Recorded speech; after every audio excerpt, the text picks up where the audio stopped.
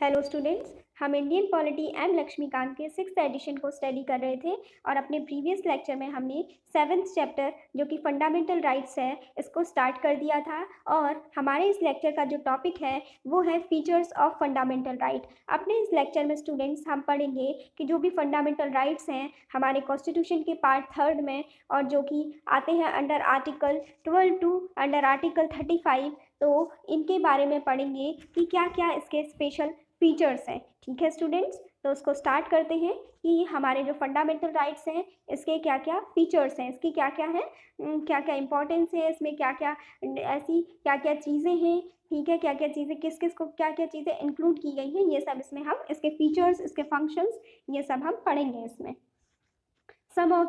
some of them are available only to the citizens। ये कहा गया है कि जो ये फंडामेंटल राइट्स हैं इसमें भी कुछ ऐसे फंडामेंटल राइट्स हैं जो कि केवल हमारे इंडियन सिटीजन्स को ही प्रोवाइड किए गए हैं, जबकि जो कुछ अन्य जो फंडामेंटल राइट्स हैं वो क्या है, सभी पर्सन्स के लिए हैं। ठीक है, while some are provided to all persons whether citizen, foreigners और लीगल पर्सन्स। ठीक है, ये कहा गया है कि हाँ जो हमारे फंडामेंटल राइट्स हैं उनके ये मेन फीचर हैं, ये मेन क्वालिटीज़ हैं कि जो ये फंडामेंटल फीचर्स हैं, ये जो फंडामेंटल राइट्स हैं हमारे कॉन्स्टिट्यूशन के, वो क्या है, कुछ ऐसे राइट्स हैं जो कि केवल हमारे देश के नागरिकों के लिए ही, केवल हमारे इंडिया के सिटीजन्स के लिए ही अवेलेबल है। और साथ ही क्या है कि कुछ क्या है, कुछ राइट्स, कुछ फंडामेंटल राइट्स ऐसे हैं जो कि सभी पर्सन्स के लिए अवेलेबल है, चाहे वो सिटीजन हो, चाहे फॉरेनर हो, चाहे कोई भी लीगल पर्सन हो। लीगल पर्सन मीन्स कि जैसे कोई भी कॉरपोरेशन है या फिर कंपनी है, वो आते हैं लीगल पर्सन्स में।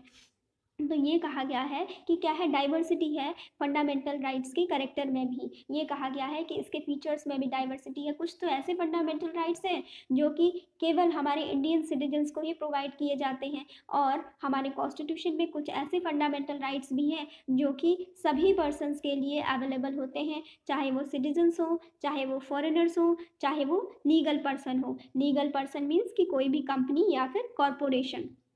उसके बाद नेक्स्ट जो है पॉइंट वो है नॉट एब्सोल्यूट बट क्वालिफाइड। ये जो फंडामेंटल राइट्स हैं वो क्या है, एब्सोल्यूट नहीं है लेकिन क्वालिफाइड है। इसका मीन्स ये है कि अगर क्या है, अगर जो स्टेट है वो इन ये फंडामेंटल राइट्स पर क्या कर सकता है, कोई भी रीजनेबल रेस्ट्रिक्शंस को लगा सकता है। ठीक है, रीजनेबल रेस्ट्रिक्शंस इन पर अप्लाई होते हैं फंडामेंटल राइट्स पर।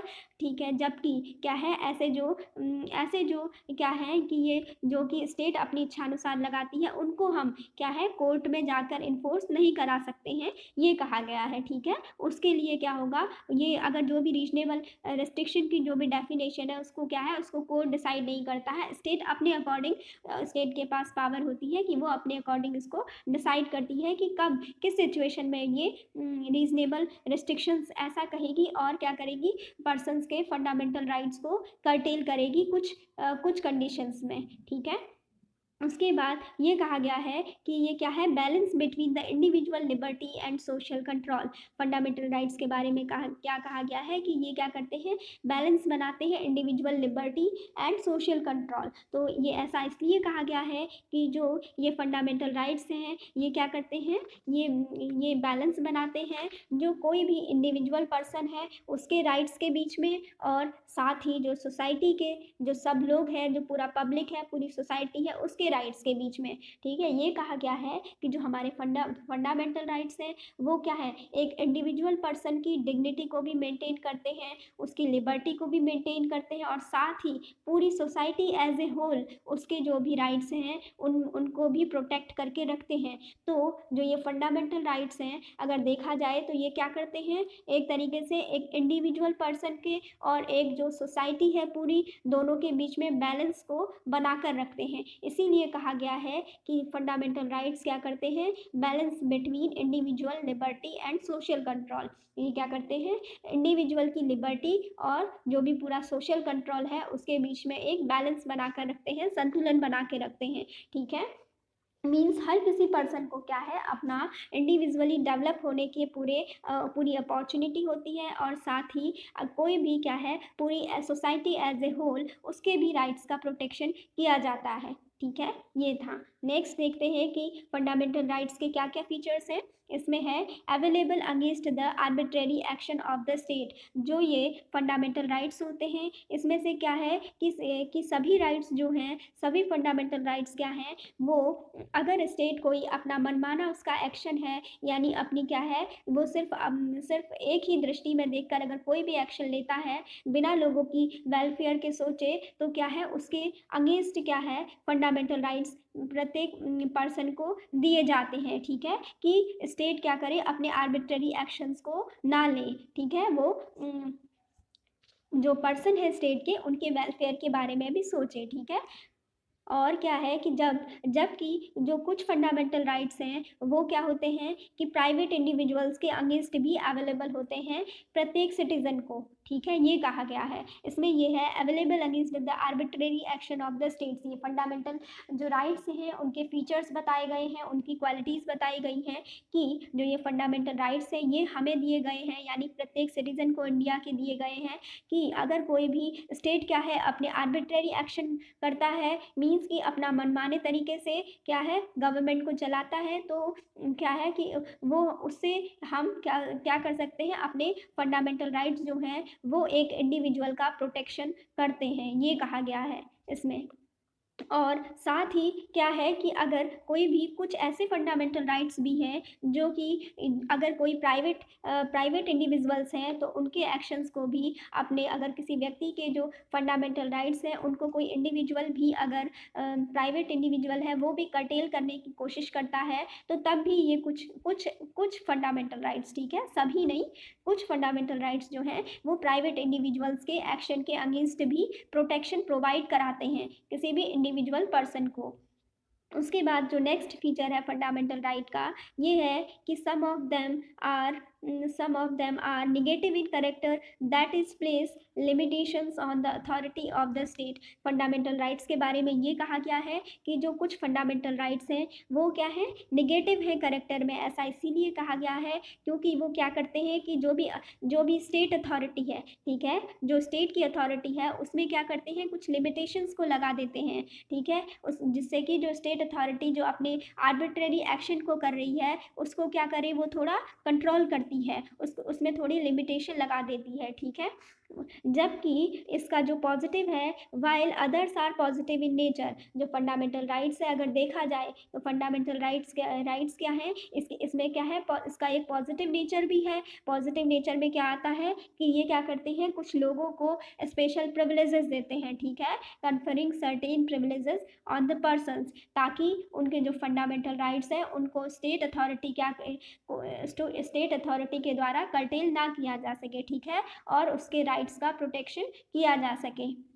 उसके बाद जो इसका नेक्स्ट फीचर है फंडामेंटल राइट का, वो ये है कि जो भी फंडामेंटल राइट्स होते हैं वो सुप्रीम कोर्ट के थ्रू क्या होते हैं गारंटीड होते हैं प्रत्येक सिटीज़न को। ठीक है, और क्या होते हैं उनको डिफेंड किया जा सकता है सुप्रीम कोर्ट में। ठीक है, अगर किसी भी व्यक्ति के क्या है, अगर कोई भी जो उसके फंडामेंटल राइट्स अगर वॉयलेट होते हैं तो वो डायरेक्टली सुप्रीम कोर्ट में जा सकता है। ठीक है, रिट इशू करके, उसके लिए उसको हाई कोर्ट में अपील का इंतज़ार करने की कोई ज़रूरत नहीं है। ये कहा गया है अगर किसी पर्सन के जो फंडामेंटल राइट्स हैं वो वॉयलेट होते हैं तो वो डायरेक्टली कहा जा सकता है सुप्रीम कोर्ट में जा सकता है, क्योंकि सुप्रीम कोर्ट में हमारे कॉन्स्टिट्यूशन में ये लिखा गया है कि क्या है, ये गारंटीड बाय द कॉन्स्टिट्यूशन है और प्रोटेक्टेड बाय द कॉन्स्टिट्यूशन है। हमारे जो फंडामेंटल राइट्स हैं वो क्या है गारंटीड बाय द कॉन्स्टिट्यूशन है और प्रोटेक्टेड बाय द कॉन्स्टिट्यूशन है, इसीलिए और इनको डिफेंड किया जा सकता है इनके वॉयलेशन की कंडीशन में। उसके बाद नेक्स्ट फीचर ये है हमारे फंडामेंटल राइट्स का कि दे आर नॉट सैक्रोसैंक्ट और परमानेंट। ठीक है, जो फंडामेंटल राइट्स हैं ये क्या है, ये परमानेंट नहीं है, सैक्रोसैंक्ट नहीं है। इनको क्या कर सकती है, जो स्टेट है वो कभी भी क्या कर सकता है, इन राइट्स को कर्टेल कर सकता है। अभी हमने पहले पॉइंट में भी पढ़ा था कि उस पर क्या लगा सकते हैं, रीजनेबल रिस्ट्रिक्शंस लगा सकते हैं। ठीक है, तो इसीलिए कहा गया है कि ये क्या है नॉट सैक्रोसैंक्ट है, यानी क्या है परमानेंट नहीं है। पार्लियामेंट क्या कर सकती है, इन पर कर्टेल कर सकती है, यानी इनको क्या कर सकती है समाप्त कर सकती है या फिर इनको रिपील कर सकती है। ठीक है, लेकिन पार्लियामेंट अगर उसको क्या करना है, फंडामेंटल राइट्स को कर्टेल करना है या फिर फंडामेंटल राइट्स को रिपील करना है तो उसको कर सकती है कॉन्स्टिट्यूशनल अमेंडमेंट एक्ट के थ्रू। ठीक है, कोई पार्लियामेंट के लिए ये कंडीशन दी गई है कि पार्लियामेंट को इस चीज़ का राइट है कि वो चाहे तो इन फंडामेंटल राइट्स को जो कि परमानेंट नहीं है इनको क्या कर सकती है, कर्टेल कर सकती है, रिपील कर सकती है, अपने अकॉर्डिंग हटा सकती है। ठीक है, या इनमें चेंजेस कर सकती है, लेकिन उसके लिए क्या करना होगा, पार्लियामेंट को कॉन्स्टिट्यूशनल अमेंडमेंट करना होगा। ठीक है, कॉन्स्टिट्यूशनल अमेंडमेंट एक्ट लाना होगा हमारे कॉन्स्टिट्यूशन में। और ये कहा गया है कि पार्लियामेंट जो है वो ऑर्डिनरी लॉज लाकर क्या कर सकती है, ऑर्डिनरी एक्ट के थ्रू इसको चेंज नहीं कर सकती है। ठीक है, ये पार्लियामेंट के लिए कहा गया है कि पार्लियामेंट कैन कर्टेल और repeal them but only by a constitutional amendment। ठीक है students, only by a constitutional amendment। कोई ऑर्डिनरी जो है ऑर्डिनरी एक्ट की तरह नहीं कर सकती है, उसके लिए उसे क्या लाना होगा, कॉन्स्टिट्यूशनल अमेंडमेंट एक्ट लाना होगा हमारी पार्लियामेंट में, और उसके बाद ही क्या होगा कि वो कर्टेल कर सकती है, लेकिन पार्लियामेंट के पास इस चीज़ की पावर होती है। नेक्स्ट फीचर पढ़ते हैं, this can be done without affecting the basic structure of the constitution. एक और चीज़ यहाँ पे ये दे दी गई है कि अगर पार्लियामेंट ऐसा करती है तो उसके लिए क्या होना चाहिए कि कॉन्स्टिट्यूशन का जो हमारा बेसिक स्ट्रक्चर है, ठीक है, वो क्या होना चाहिए, वो अफेक्ट नहीं होना चाहिए। ठीक है, ये बोला है कि पहले ये बोला है कि ये क्या करेगी, उसके लिए कॉन्स्टिट्यूशनल अमेंडमेंट लाएगी। तो जब कॉन्स्टिट्यूशनल अमेंडमेंट के लिए भी ये कंडीशन है कि कोई भी कॉन्स्टिट्यूशनल अमेंडमेंट ऐसा नहीं होना चाहिए पार्लियामेंट के द्वारा जो कि हमारे जो कॉन्स्टिट्यूशन का जो फंडामेंटल स्ट्रक्चर है, जो बेसिक स्ट्रक्चर है, उसको चेंज करे। नहीं तो क्या होगा, वो लॉ ही जो पार्लियामेंट अगर ऐसा कोई लॉ बनाती है तो उसे ही रिपील कर दिया जाएगा। ठीक है, वो अप्लाई ही नहीं होगा अगर वो हमारे कॉन्स्टिट्यूशन के बेसिक स्ट्रक्चर को चेंज करता है या अफेक्ट करता है। तो इसीलिए यहाँ पे कहा गया है कि पार्लियामेंट जो भी लॉ बनाएगी उसके लिए उसे कॉन्स्टिट्यूशनल अमेंडमेंट करना होगा, और जो भी कॉन्स्टिट्यूशनल अमेंडमेंट करेगी वो क्या होना चाहिए, हमारे कॉन्स्टिट्यूशन के बेसिक स्ट्रक्चर को, फंडामेंटल स्ट्रक्चर को अफेक्ट नहीं करना चाहिए। ठीक है, उसके बाद जो हमारे फंडामेंटल राइट्स है उसका जो नेक्स्ट फीचर है ये है कि they can be suspended during the operation of A national emergency. ये कहा गया है कि जो फंडामेंटल राइट्स हैं उनको क्या किया जा सकता है, नेशनल इमरजेंसी के टाइम पे उनको सस्पेंड किया जा सकता है। ठीक है, except the right guaranteed by article 20 and article 21। लेकिन क्या होगा, ये कहा गया है कि जब इमरजेंसी की सिचुएशन होगी तो अगर स्टेट चाहे तो वो क्या कर सकता है, नेशनल इमरजेंसी की सिचुएशन होगी तो क्या होगा, इन राइट्स को क्या कर लिया जाएगा, सेंटर के द्वारा कर्टेल किया जा सकता है। ठीक है, इन सब फंडामेंटल राइट्स का जो ऑपरेशन हो जाता है वो क्या हो जाता है, नेशनल इमरजेंसी के टाइम में सस्पेंड हो जाता है, इनएक्टिव हो जाते हैं ये फंडामेंटल राइट्स। लेकिन उस सिचुएशन में भी, नेशनल इमरजेंसी की सिचुएशन में भी ऐसे 2 आर्टिकल हैं जो कि किसी भी इंडियन सिटीजन से नहीं लिए जा सकते हैं। 2 राइट्स उसको, फंडामेंटल राइट्स हमेशा उसके पास रहते हैं, जो कि है आर्टिकल 20 एंड आर्टिकल 21। ये एग्जाम्स में भी पूछा जाता है स्टूडेंट्स, उसको ध्यान रखें कि ऐसे राइट्स कौन से हैं, या फिर ऐसे 2 कौन से राइट हैं जो कि नेशनल इमरजेंसी के टाइम पर भी क्या होते हैं, जो कर्टेल नहीं किए जा सकते हैं, या नेशनल इमरजेंसी के टाइम पे भी वो हर पर्सन के पास रहते हैं एज ए इंडिविजुअल। ठीक है, तो वो है आर्टिकल 20 एंड आर्टिकल 21।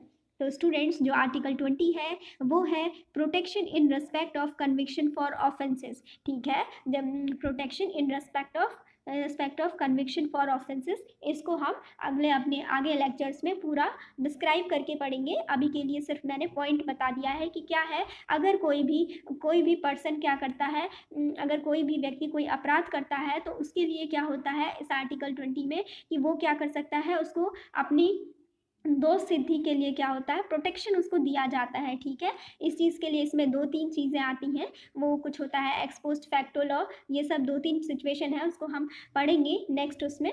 ठीक है, कि वो सेल्फ इंक्रिमिनेशन नहीं कर सकता है। ये 2-3 सिचुएशन होती है। बस अभी आप इतना समझिए कि इमरजेंसी की सिचुएशन में भी आर्टिकल 20 और आर्टिकल 21 हर किसी पर्सन के पास रहते ही हैं, लेकिन बाकी जो फंडामेंटल राइट्स हैं उनको कर्टेल कर दिया जाता है, उनको समाप्त कर दिया जाता है या उतने टाइम के लिए सस्पेंड कर दिया जाता है कि जब तक नेशनल इमरजेंसी हो, ठीक है। उसके बाद जो आर्टिकल 21 है, ये तो सबको पता ही होगा। आर्टिकल 21 क्या है? Protection of life and personal liberty, ठीक है। ये है protection of life and personal liberty, article 21। और आर्टिकल 20 क्या बताया मैंने? Protection in respect of conviction for offences, ठीक है। इन रेस्पेक्ट ऑफ प्रोटेक्शन है, इन रेस्पेक्ट ऑफ कन्विक्शन, अगर कोई भी अपराध किया गया है फॉर ऑफेंसेस, ठीक है, उसके ऑफेंस के लिए, ठीक है। तो यह है आर्टिकल 20 क्या है? Protection in respect of conviction for offences, article 20। और आर्टिकल 20 क्या है? Protection of life and personal liberty. तो ये हमने पढ़ा कि ये नेशनल इमरजेंसी की सिचुएशन में भी ये दोनों फंडामेंटल राइट्स हर किसी पर्सन के पास रहते हैं, ठीक है। नेक्स्ट जो है ये हेडिंग है limitation on scope of operation of fundamental rights. Students, इसका मीन्स ये है, इस हेडिंग का बेसिकली मीन्स ये है कि फंडामेंटल राइट्स कुछ ऐसी चीज़ें हैं कि जहाँ पे क्या है, हमारा फंडामेंटल राइट्स क्या हो जाता है, उसका जो ऑपरेशन है वो इनएक्टिव हो जाता है, ठीक है।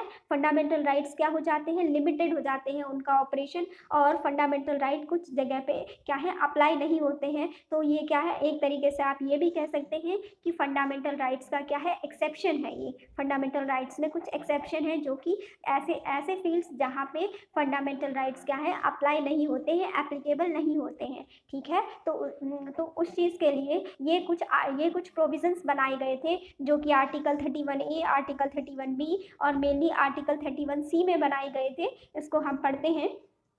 इसमें जो सबसे पहले आर्टिकल 31A है, इसमें कहा गया है कि saving of laws providing for acquisition of states ETC। ये जो है आर्टिकल 31 ऐसा एक आर्टिकल जो कि first constitutional amendment act of 1951 था, उसके थ्रू ये आर्टिकल 31A हमारे कॉन्स्टिट्यूशन में इसको इंसर्ट किया गया था, हमारे कॉन्स्टिट्यूशन में इसको अप्लाई किया गया था, ठीक है, इसको इनेक्ट किया गया था। तो इसमें ये कहा जाता है कि इसमें कुछ जो भी स्टेट्स मीन्स संपत्ति, जो भी प्रॉपर्टी है, उससे रिलेटेड कुछ ऐसे लॉज हैं कि जिनको क्या कर दिया जाता है, जिनको सेव कर दिया जाता है, ताकि कोई भी जो पर्सन है वो फंडामेंटल राइट्स के बेसिस पर क्या हो, उस पर अपना अधिकार ना जताए। क्या करती है ये आर्टिकल 31A में? ये है कि जो स्टेट गवर्नमेंट है वो क्या करती है, कुछ 5 फील्ड्स होते हैं, 5 एरियाज होते हैं, वहाँ पे क्या करती है, उनसे रिलेटेड चीज़ों में आर्टिकल 31A में क्या किया जाता है कि उसमें वो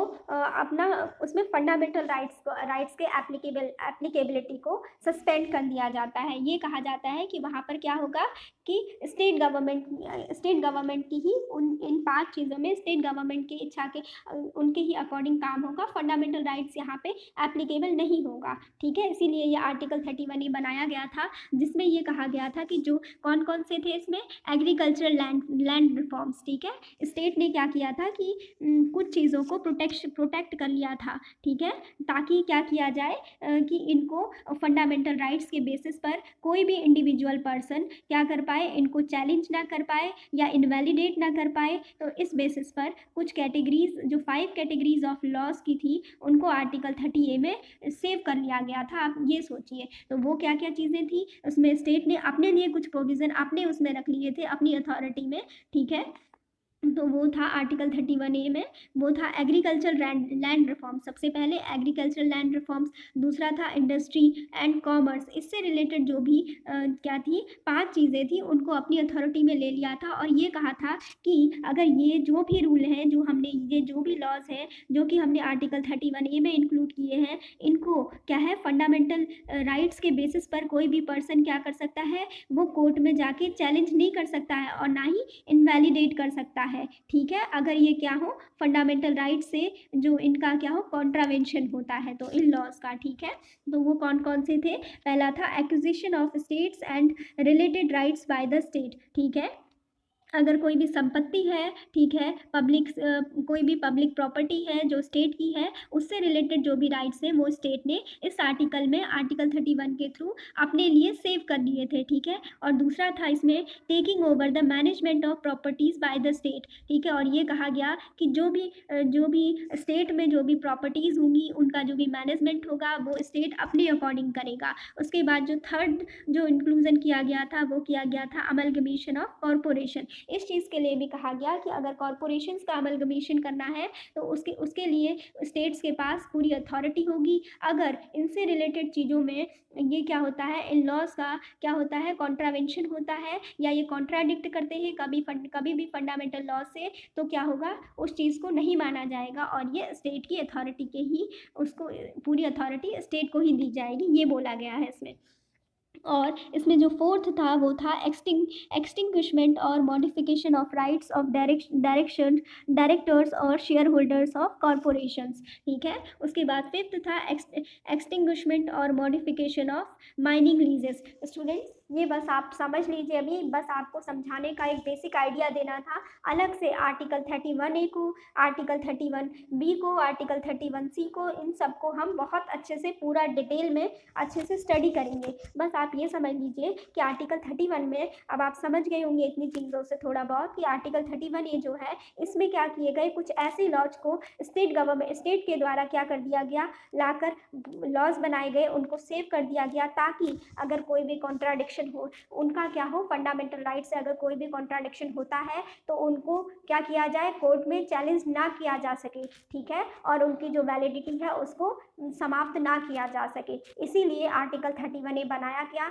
जो कि आप कह सकते हैं कि फंडामेंटल राइट्स के जो ऑपरेशन है उस पर क्या है, एक लिमिटेशन की तरह काम कर रहा है। आप देख रहे हैं कि यहाँ पे क्या है कि उसमें क्या है, पर्टिकुलर पर्सन को राइट नहीं दिया गया है। यहाँ पे ये राइट स्टेट ने एक नया आर्टिकल 31A बनाकर कुछ राइट्स को अपने पास रख लिया है और कहा है कि अगर ये जो लॉज हैं जो कि हमने आर्टिकल 31A के अंदर बना कर रखे हैं, जो 5 कैटेगरीज मैंने आपको बताई, उसमें ये कहा कि अगर इन लॉज में कोई भी कॉन्ट्राडिक्शन अगर फंडामेंटल राइट से किसी भी पर्सन का अगर कॉन्ट्राडिक्शन फंडामेंटल राइट्स का होता भी है तो उसमें स्टेट को ही ऑथराइज किया जाएगा। इसमें ये लॉ बनाया गया। तो आप सोच रहे होंगे कि आप इस चीज़ से समझ रहे होंगे कि हाँ, यहाँ पे क्या है, फंडामेंटल राइट्स की पावर जो है वो क्या हो रही है, थोड़ी कम हो रही है, या उनमें क्या है लिमिट हो रही है, थोड़ा उसमें कंट्रोल हो रहा है।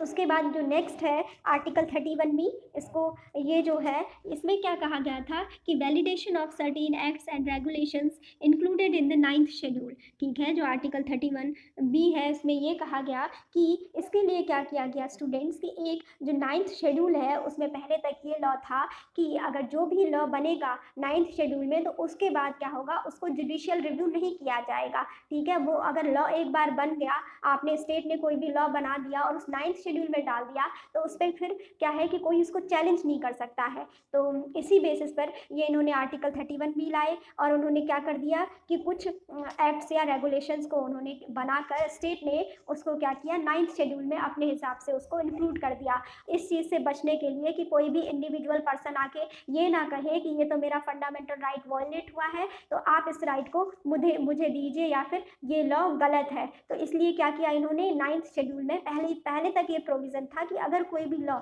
अगर एक बार बन गया, अगर वो 9th शेड्यूल में है, 9th शेड्यूल में आपने उस लॉ को डाल दिया तो फिर उसमें कोई जुडिशियल रिव्यू नहीं हो सकता है। तो इसीलिए ये प्रोविज़न इन्होंने कर दिया स्टेट गवर्नमेंट ने कि लेजिस्लेचर ने लॉज तो बनाए, स्टेट ने अपने अकॉर्डिंग उनको इस 9th शेड्यूल में रिजर्व कर दिया ताकि क्या हो, अगर किसी के फंडामेंटल राइट्स क्या हो उससे कर्टेल भी हो, अगर कॉन्ट्राडिक्शन भी होता है, कोई विवाद कोई डिस्प्यूट भी होता है तो तब भी क्या होगा, उसमें कोई चेंज उस लॉ में नहीं किए जा सकते थे क्योंकि वो 9th शेड्यूल में उसको 9th शेड्यूल में इंक्लूड कर दिया गया था स्टेट के द्वारा। लेकिन स्टूडेंट्स क्या है कि बाद में जो इसको क्या किया गया, इस प्रोविज़न को हटाया गया और ये कहा गया कि जो 24 अप्रैल 1973 है, ठीक है, उसके बाद से जितने भी लॉज, ठीक है, जो कि हमारे ये 9th शेड्यूल में डाले जाएंगे कॉन्स्टिट्यूशन के, वो उनका जुडिशियल रिव्यू किया जा सकता है। ये कहा गया था, एक क्या था, कोहेलो केस 2007, तो उसमें सुप्रीम कोर्ट ने ये फैसला दिया था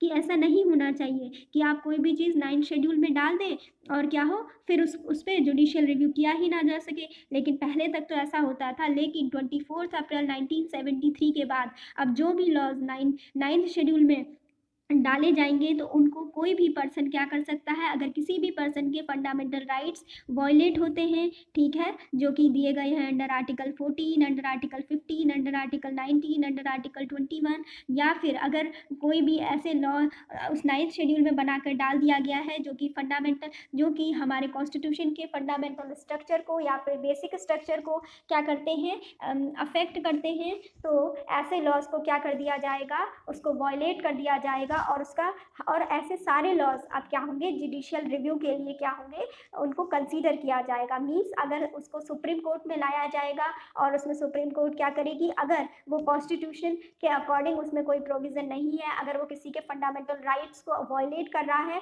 तो उस लॉ को ही नलीफाई कर दिया जाएगा। ठीक है, अब ऐसा प्रोविज़न है, लेकिन स्टार्टिंग में ये इसलिए बनाया गया था आर्टिकल 31B कि इसमें क्या किया कर दिया गया था कि कुछ जो राइट्स थे या कुछ एक्ट्स या कुछ ऐसे रेगुलेशन स्टेट गवर्नमेंट ने ऐसे बना लिए थे कि उनको 9th शेड्यूल में डाल दिया, और क्या हुआ कि इससे कि कोई भी पर्सन क्या हो, इंडिविजुअल लेवल पे आके ये ना कहे कि मेरे फंडामेंटल राइट्स क्या हैं, आपने कर्टेल कर लिए, उसके लिए उन्होंने क्या कर दिया कि उसको 9th शेड्यूल में रिजर्व कर दिया था। ठीक है, क्योंकि 9th शेड्यूल में यही बताया कि अगर आप कोई भी एक बार लॉ बना के डाल देंगे तो पहले तक उसमें जुडिशियल रिव्यू का कोई भी प्रोविज़न नहीं था। फिर ये कोई फ़र्क नहीं पड़ता इस चीज़ से कि उससे किसी भी पर्सन के फंडामेंटल राइट कर्टेल हो रही हो या नहीं हो रहे हो। ठीक है, लेकिन अब क्या है, जब IR कोहेलो केस हुआ था उसके बाद सुप्रीम कोर्ट ने 2007 में जो जजमेंट दिया तो उसमें भी ये कह दिया गया कि जो है अब से क्या होगा, 9th शेड्यूल में जितने भी लॉज डाले जाएंगे वो क्या है, वो अब ओपन टू जुडिशियल रिव्यू हैं, उनका भी जुडिशियल रिव्यू किया जा सकता है। नेक्स्ट है स्टूडेंट ऐसे ही एक आर्टिकल 31C। ठीक है, इसमें कहा गया है कि saving of laws giving effect to certain directive principles. इसमें ऐसे ही क्या किया गया कि आर्टिकल 31C में ये कहा गया कि जो सर्टेन जो डायरेक्टिव प्रिंसिपल्स हैं उनको इफेक्ट करने के लिए क्या है, कुछ लॉज को सेव कर दिया गया ताकि डायरेक्टिव प्रिंसिपल्स को क्या किया जा सके, उनको अप्लाई किया जा सके। ठीक है, इसमें ये प्रोविज़न किया गया आर्टिकल 31C में। उसके बाद जो नेक्स्ट है वो है आर्टिकल 33। ठीक है, आर्टिकल 33 में ये प्रोविज़न है कि जो फंडामेंटल राइट्स हैं, ठीक है, फंडामेंटल राइट्स का जो एप्लीकेशन है वो क्या है, अगर कोई भी मेंबर जो कि क्या हो, आर्म्ड फोर्सेस के मेंबर हैं, पैरामिलिट्री फोर्सेस के मेंबर हैं, पुलिस फोर्सेस हैं, इंटेलिजेंस एजेंसीज हैं, तो इनके लिए क्या हो सकता है, अगर इनके फंडामेंटल राइट्स को पार्लियामेंट के द्वारा रेस्ट्रिक्ट किया जा सकता है, उनके द्वारा इसको कर्टेल किया जा सकता है। ये आर्टिकल 33 में है। आर्टिकल 33 में ये प्रोविज़न दिया गया है कि अगर पार्लियामेंट चाहे तो वो क्या कर सकती है, मेंबर ऑफ जो भी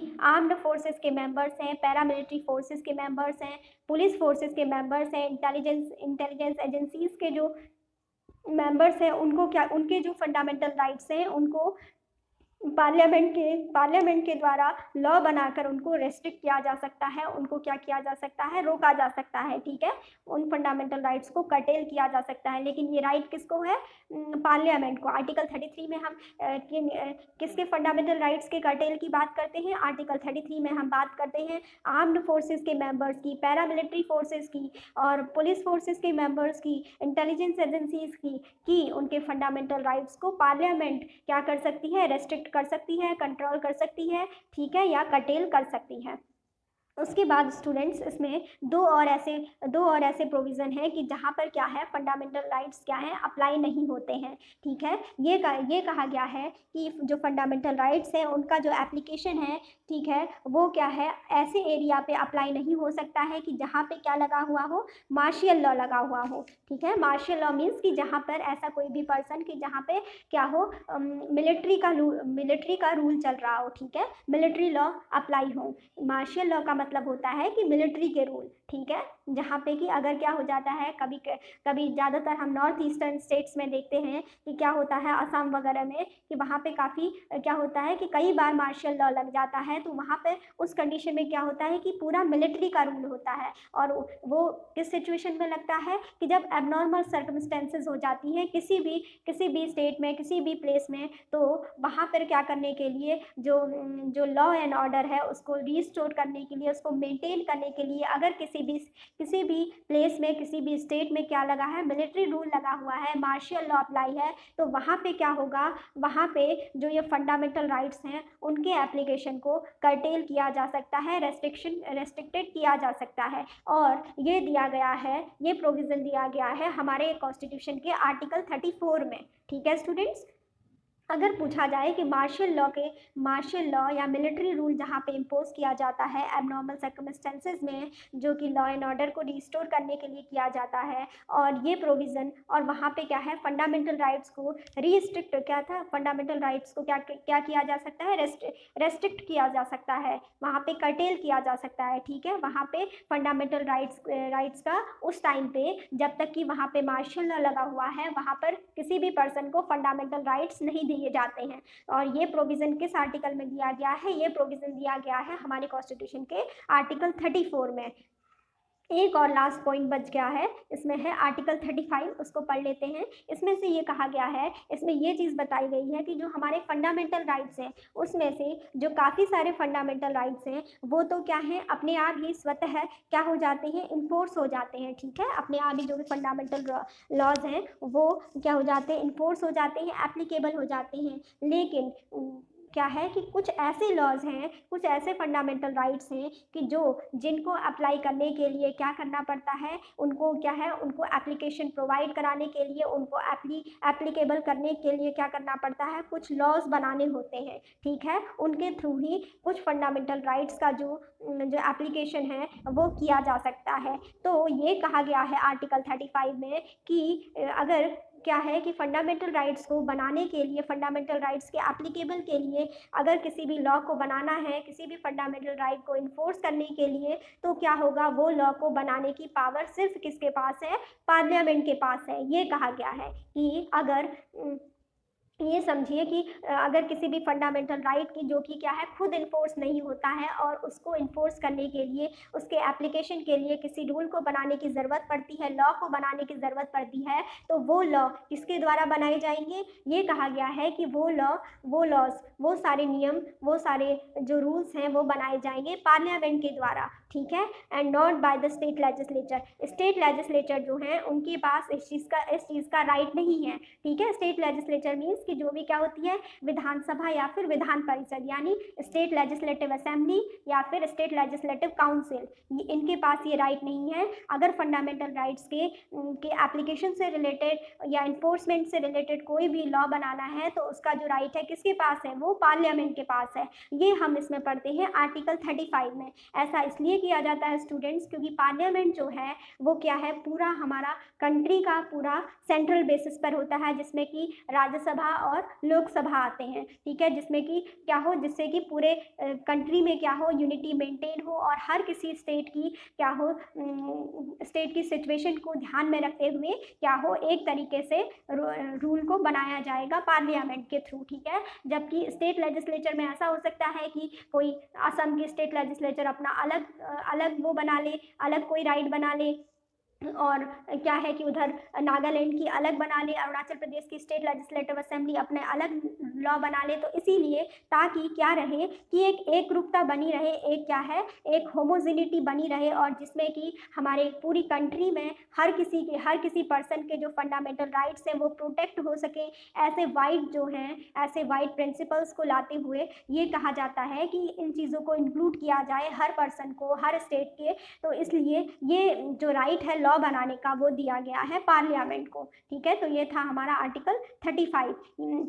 तो जिसमें हमने पढ़ा कि क्या है कि हमारे फंडामेंटल राइट्स को क्या है कि कुछ-कुछ क्या है इसकी लिमिटेशंस भी हैं, इसको कौन-कौन कंट्रोल कर सकता है, काफ़ी हद तक क्या है पार्लियामेंट इसको कंट्रोल करती है, ठीक है? जब भी क्योंकि पार्लियामेंट ही इसके लिए लॉज़ बनाती है और हमने पढ़ा कि जहाँ पर भी क्या होगा, कभी भी मार्शल लॉ अगर अप्लाई होगा जिन एरियाज़ में, तो वहाँ पर क्या होगा, वहाँ पे फंडामेंटल लॉज़ क्या होंगे, अप्लाई नहीं होंगे, फंडामेंटल राइट्स अप्लाई नहीं होंगे। और ये आर्टिकल 31A, 31B, 31C में तो हमने ये पढ़ा कि अगर फंडामेंटल राइट्स से बचने के लिए, ठीक है, इनसे कॉन्ट्रावेंशन से बचने के लिए क्या किया था, स्टेट्स ने, स्टेट लेजिस्लेचर ने कुछ अपने जो लॉज बना के उनको क्या कर लिया, आप ये समझिए कि उनको एक जगह मतलब सेव कर लिया, उन्हें रिजर्व करने की कोशिश करी कि ताकि कोई भी पर्सन इंडिविजुअल लेवल में आके हमसे ये ना कहे कि हमें ये राइट दीजिए। तो इन्होंने कुछ ऐसे प्रोविजन बना लिए थे इन तीनों आर्टिकल के अंदर ताकि वो क्या रहें, सेफ रहें। लेकिन अब क्या है कि धीरे-धीरे इसके भी जो प्रोविजंस हैं उनको भी क्या किया जा रहा है, जुडिशियल रिव्यू के लिए, जैसे कि आर्टिकल 31B में 9th शेड्यूल को जुडिशियल रिव्यू के लिए ओपन किया गया है। तो उसके बाद हमने आर्टिकल 33B में भी ये पढ़ा कि जो भी पैरामिलिट्री फोर्स होती है, पुलिस फोर्स होती है, इंटेलिजेंस एजेंसीज़ के जो भी मेंबर्स हैं, इन सभी के लिए क्या हो सकता है, पार्लियामेंट इन सभी के फंडामेंटल राइट्स को कर्टेल कर सकती है, ठीक है? इन सभी के फंडामेंटल राइट्स का क्या कर सकती है, रिस्ट्रिक्शन कर सकती है, इन पर इनके फंडामेंटल राइट्स को पार्लियामेंट ले सकती है, ठीक है? अपने इस लेक्चर में हमने ये देखा कि हमने ये पढ़ा कि इसके क्या-क्या फीचर्स थे। तो आज का लेक्चर स्टूडेंट्स यहीं तक रखते हैं और नेक्स्ट लेक्चर में हम आगे अपना स्टार्ट करेंगे फंडामेंटल राइट्स को। Thanks for watching.